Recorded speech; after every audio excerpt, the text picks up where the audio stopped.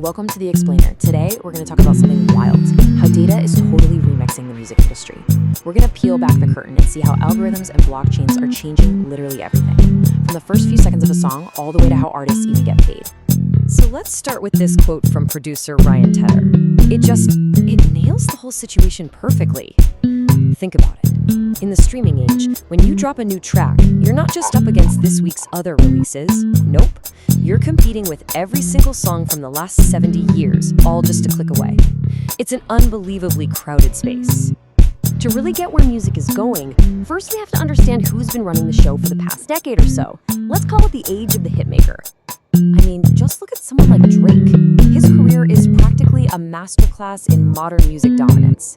He's got an insane 65 nominations for the BET Awards, a huge deal in urban music. He's not just a successful artist, he's the kind of superstar who basically defines an entire era.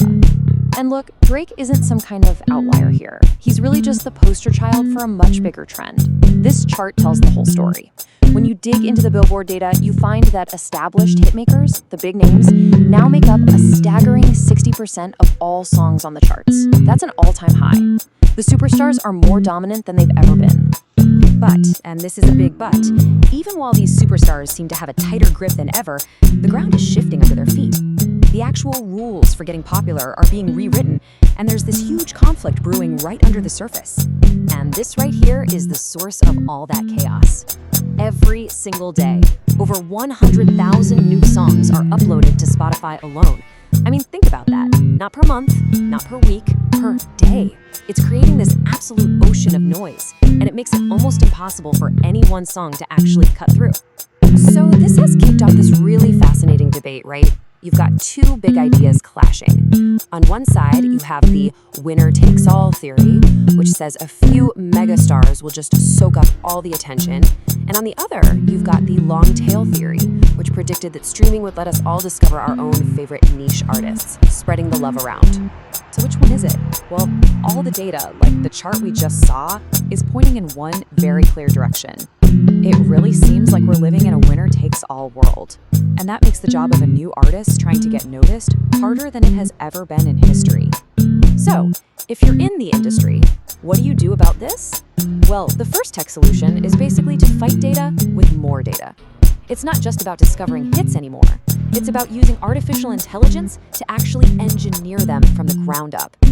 And check this out, because this is the new reality for anyone making music. A full quarter, 1 in 4 of all listeners will skip a song within the first 5 seconds. 5 seconds! In the streaming game, that first impression isn't just important, it's literally everything. This has led to a completely new and kind of wild strategy. You could call it catering to the skip. If you know you've only got 5 seconds to hook someone, you better make those 5 seconds the most effective, most attention-grabbing 5 seconds possible. And this is exactly where the AI playbook comes in.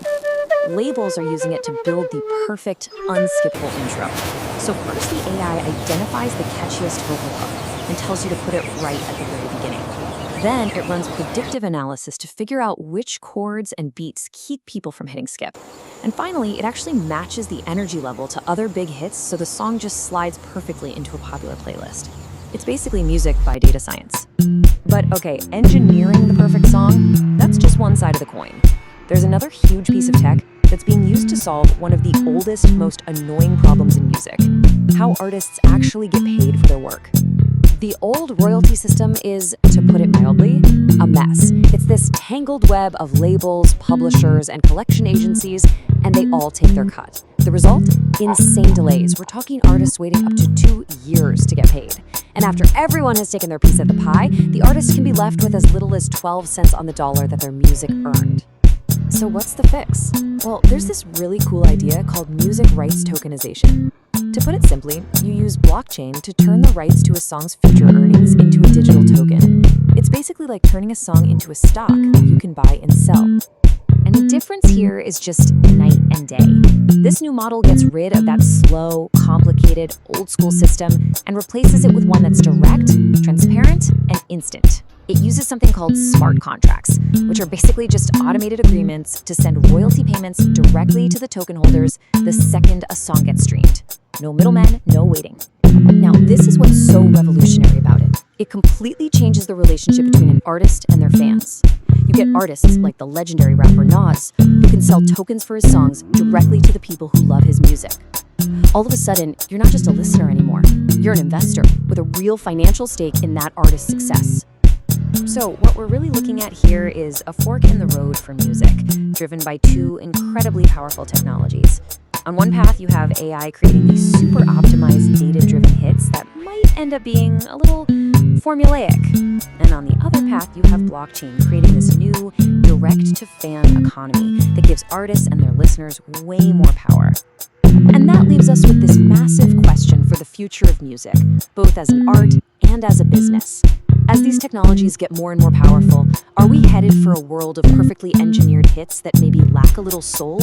Or are we on the verge of a new golden age, a more democratic era where artists have more control and fans have a real stake in the game? The next chapter is being written right now.